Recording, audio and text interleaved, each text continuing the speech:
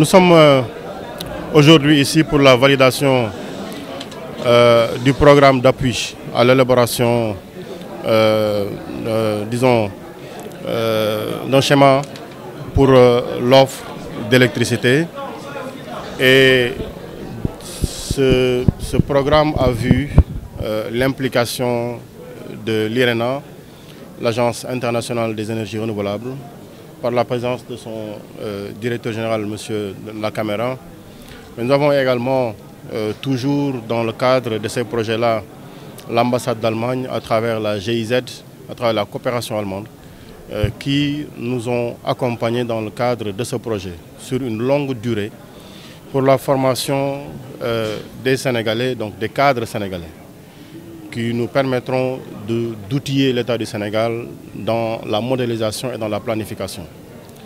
Vous savez, avoir une vision, poser des projets, doit s'accompagner d'une capacité de modélisation, d'une planification et d'une fixation d'échéanciers au terme desquels on peut structurer ce que nous voulons réaliser en comprenant les moyens et les méthodes qu'il faut pour y parvenir. Et nous avons vu aujourd'hui, je le précise bien, des Sénégalais formés ici au Sénégal, dépendants du ministère et d'autres ministères sans doute, qui ont travaillé à la présentation de ces modèles jusqu'en 2040, jusqu'en 2050, sur ce que nous devons faire en termes d'offres d'électricité. La volonté du Sénégal, c'est de donner à tous les Sénégalais la possibilité d'avoir accès à l'énergie à un coût abordable, à une énergie de qualité. Et la vision Sénégal 2050 emporte la réalisation d'un mix énergétique à l'horizon 2030 à hauteur de 40%. Et nous sommes dans une situation où nous avons notre premier pétrole et notre premier gaz. Nous avons aujourd'hui énormément de centrales de Senelec qui fonctionnent au fioul, mais l'ambition de Senelec aussi, c'est de travailler à la transformation, à la conversion de ces centrales pour pouvoir produire de l'énergie solaire, mais également pour certains de fonctionner au gaz. Donc nous avons un environnement, un écosystème favorable pour pouvoir produire un mix énergétique. Vraiment, nous avons l'écosystème nécessaire pour le réaliser. Mais dans quelles conditions, dans quel délai, jusqu'à quel niveau d'investissement on devra le réaliser?